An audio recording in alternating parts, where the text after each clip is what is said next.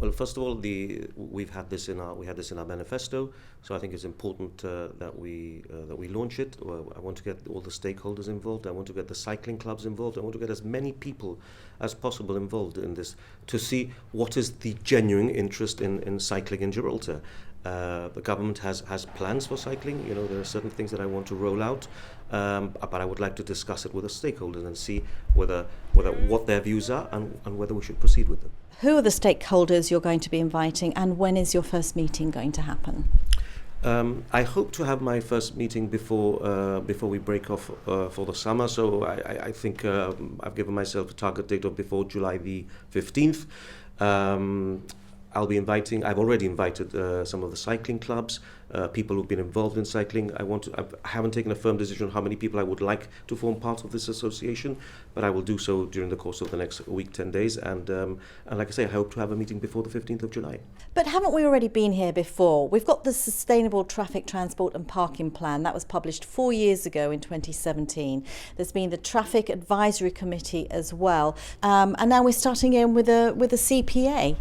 Well, first of all, the STTPP has ideas on cycling. Not necessarily in my view, are they the right ideas for road infrastructure in Gibraltar? Insofar as I suppose you're referring to the Transport Advisory Committee, that was a general committee on transport, not only traffic.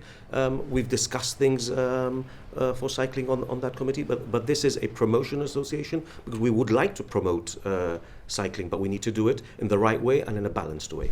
So we could see some initiatives that differ from what was in the STTPP. Absolutely. Look, the STTPP is a live document, so it's not as if what they say is set in stone. We need to move forward. We've tried certain things, and perhaps we need to try some other things that maybe can assist in cycling. I don't know. I don't know what is the real sort of demand for cycling in Gibraltar. Nobody comes to me and tells me that I should be doing things for cycling, apart from the 2 or 3 anonymous people who use social media handles to see whether they can create. Look, I understand that we need to do things for cycling. We are committed to doing things for cycling, but it's got to be done balanced, and it's got to be done taking the view of the whole community on board. So when will cyclists see real change? Because things that you've already published in your manifesto, such as a proper bicycle infrastructure, advanced bicycle stop lanes, a new connection between Queensway and Rosia Road, these are just some of the promises that have been made. Yeah, I mean, let me first start by saying that a manifesto is a 48-month program for government. We've been in government for 20 months. Out of those 20 months, we've been dealing for a pandemic for the last 15 months. So we need to put all these things into perspective. There are things that we want to do, there are things that we will do, and there are things we won't be able to do. But I can guarantee you that the government is committed to cycling, and we will definitely. You will see the changes that we make. Well, we have seen some trials, as you mentioned earlier on, for example, some cycle lanes in Main Street, which didn't quite work out. What sort of advice are you getting in terms of infrastructure change that needs to happen? I think in general, what we need to realise that Gibraltar's roads there's no space to have sort of segregated cycle lanes. A segregated cycle lane is not the panacea to this. We need to find, like I said, a balance. There are certain things. People who know me know that I like to get things done, and it's really frustrating when you can't because they're not in your control.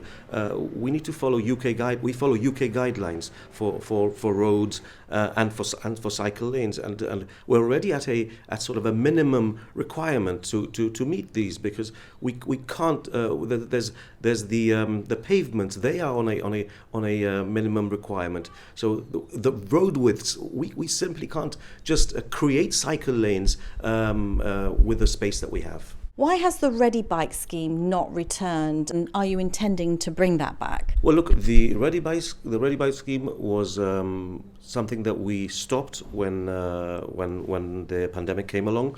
It allowed me to assess the situation. It was a scheme that wasn't used.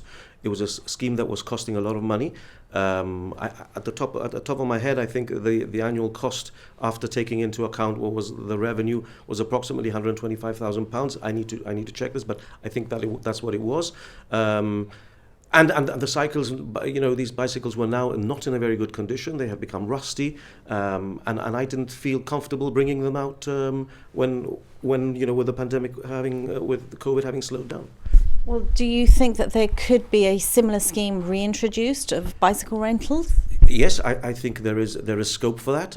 What I'm trying to see whether we can actually look at maybe at perhaps some private investment to see whether it's feasible, if it makes sense, if it makes business sense. Because if it doesn't make business sense, government is not going to invest money when we have our own financial constraints on things that we know that are going to lose money. The government promised £10 investment per capita in cycling. Is that commitment still valid? Well, look, I mean, I'd like to say that all commitments that we made in our manifesto are valid. But look, the Chief Minister is on record saying that, there will be things that we won't be able to do this term. And I can tell you one thing, I will try my best to do everything that is included in my portfolio. And if I don't do them, I'll explain why I haven't been able to do so.